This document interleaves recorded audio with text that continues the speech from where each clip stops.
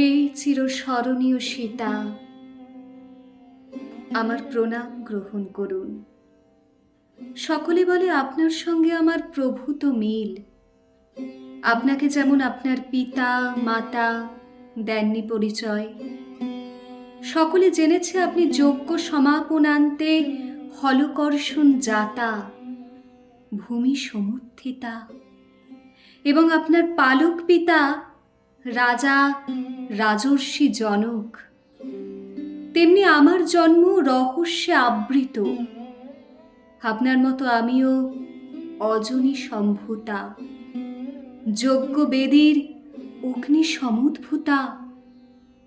সকলে জেনেছে আমার পিতা পাঞ্চালরাজ দ্রুপদ। দুজনেই আমরা দিব্য রূপা, দিব্য অংশজাতা। দুজনেই আমরা রাজকুল বধূ। আপনি জন্মেছিলেন ত্রেতা যুগে, আপনার বিবাহ হয়েছিল সূর্য বংশে, আর আমি জন্মেছি দাপর যুগে। আমি চন্দ্রবংশের বধূ। বীরত্বের অধিকারে হরধনু ভঙ্গ করে নবদুর্বাদলশ্যাম রাজকুমার আপনাকে প্রাপ্ত হয়।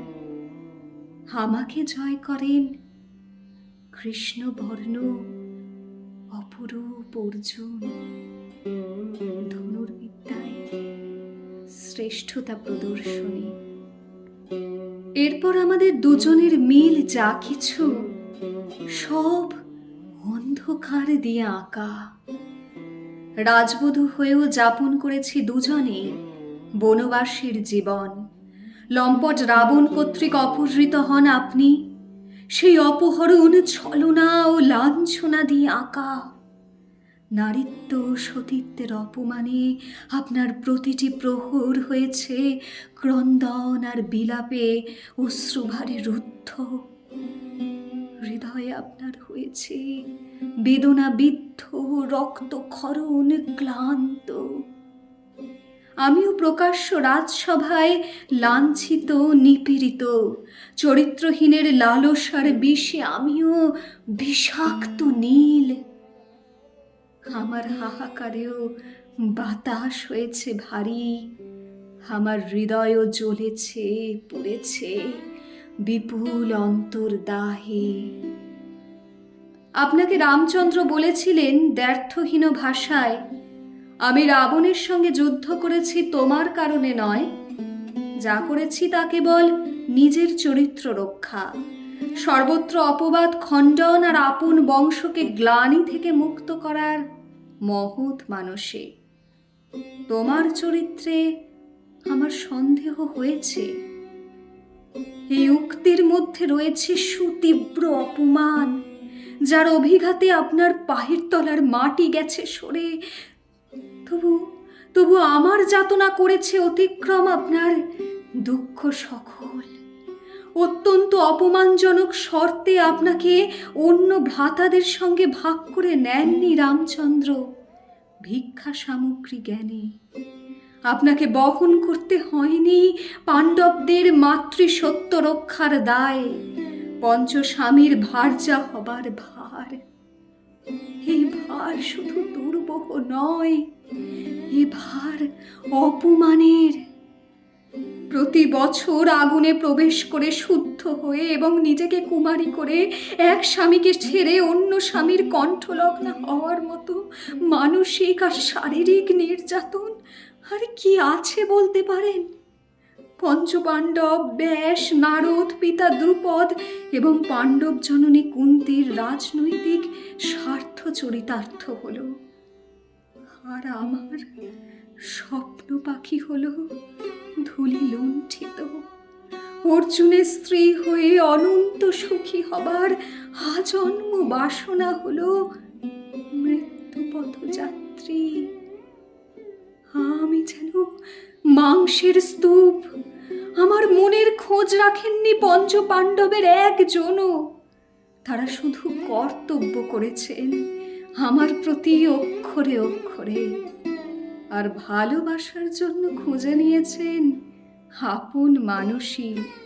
যুধিষ্ঠির দেবিকাকে, ভীম হিড়িম্বার বলাঙ্গনাকে, অর্জুন, উলুপি, চিত্রাঙ্গদা আর সুভদ্রাকে, নকুল করেনুমতিকে আর সহদেব বিজয়াকে।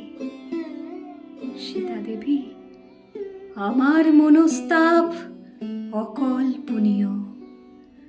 নিয়তি আমার জন্য আরো মর্মঘাতী যন্ত্রণার ব্যবস্থা করলেন। আপনাকে শুনতে হয়নি আপনার পুত্রদের মৃত্যু সংবাদ, আর আমার পঞ্চপুত্র প্রতিবিন্ধ, শ্রুতসোম, শ্রুতকর্মা, শতানিক, শ্রুতসেনকে হত্যা করল পাপিষ্ঠ অশ্বত্থামা। পঞ্চপুত্রের মৃত্যুতে নিভে গেল আমার শেষ আলোটির শিখা, খসে গেল আমার শেষ পাখিটির ডানা, ঝরে গেল শেষ আশা তরুটির পাতা। এই মুহূর্তে মনে পড়ছে আমাদের দুই যুগকন্যার আরো একটি চারিত্রিক মিলের কথা। হ্যাঁ, আপনার মতো আমিও প্রতিবাদী। বস্ত্রহরণকালে আমি উচ্চ কণ্ঠে প্রতিবাদ জানিয়েছি পুরুষের অন্যায়ের বিপক্ষে, রুখে দাঁড়িয়েছি ধর্মের নামে নারীর ধর্ম ভুলুণ্ঠিত করার অপপ্রয়াসের বিরুদ্ধে। কিন্তু আপনার মতো সূক্ষ্ম প্রতিবাদ করতে পারলাম কই? যে প্রতিবাদ অনুচ্চারিত কিন্তু অমোঘ। আপন নারী জীবনের উপর পুরুষ প্রেরিত সব অপমানের অবসান কল্পে যে নীরব প্রতিবাদে আপনি দ্বিখণ্ডিত ধরিত্রীর বিবরে স্বেচ্ছায় প্রবেশ করে জয়ী করেছিলেন আপনার নারীত্বকে, আর গর্বিত করেছিলেন আপনার বিদায়কে, সেই দৃঢ়তা আমি অর্জন করতে পারলাম কই? অতএব আমার জীবনের শেষ সময়টুকু স্বাক্ষর হয়ে রইল নারী জীবনের পরাজয়ের, এক নারী হৃদয়ের যন্ত্রণার। এরপর আর কি বা থাকে বাকি? থাকে শুধু মহাপ্রস্থানে যাওয়া আর মৃত্যুর মাঝে শান্তি খুঁজে পাওয়া। এই মুহূর্তে মৃত্যু আমার আসন্ন। ভূতলে পতিত আমি একা। ওই চলে যায় পঞ্চপাণ্ডব দূর থেকে দূরে। অপাঙ্ক্তের মতো পঞ্চপাণ্ডবের পিছনে হাঁটতে হাঁটতে হাঁটতে এক সময় পতিত পরিত্যক্ত হলাম। এভাবেই আমার মৃত্যু সাক্ষী রইল সুবিপুল অগৌরবের। হায়,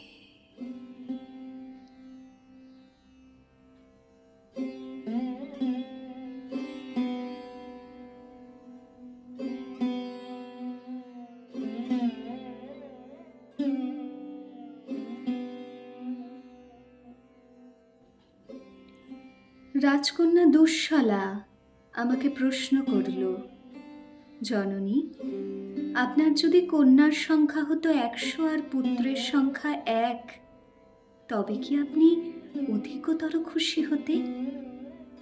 আমি বললাম, নিশ্চয়, কিন্তু কুরুবংশের মতো অভিজাত বংশে নারীদের খুশির দাম কে আর দেয়?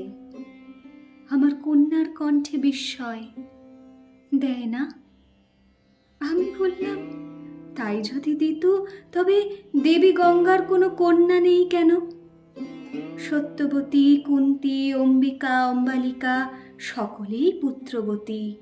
চিত্রাঙ্গদ, বিচিত্রবীর্য, ধৃতরাষ্ট্র, পাণ্ডু, পঞ্চপাণ্ডব শুধু পুত্র পুত্র আর পুত্র, শুধু পুরুষ পুরুষ আর পুরুষ।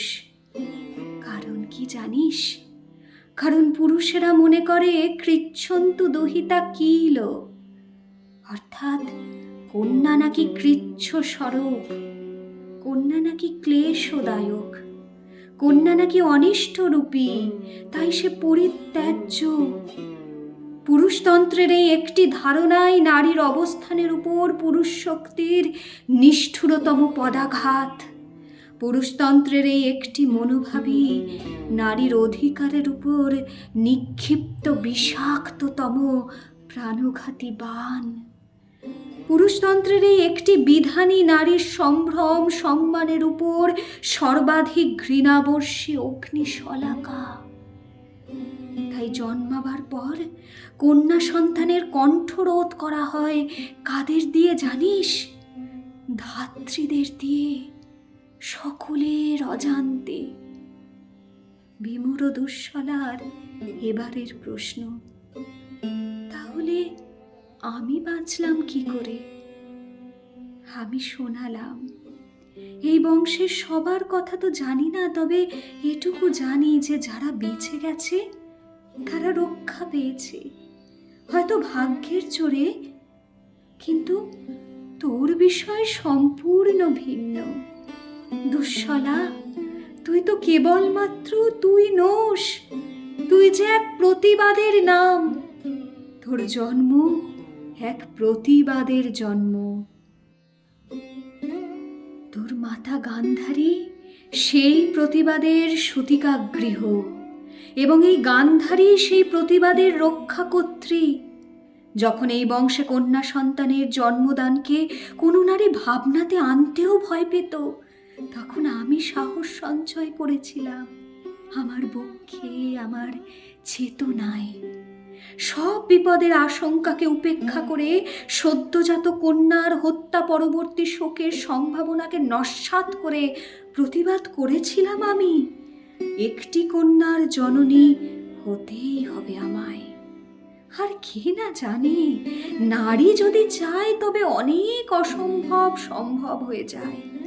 তাই আমার প্রসব করা ভ্রূণপিণ্ড কেটে 100টি মাংসখণ্ড ঘৃতকুম্ভে প্রতিস্থাপনকালে আমার ধাত্রী ভাগ করল মাংসপিণ্ডটিকে 101টি ভাগে আমারই নির্দেশে।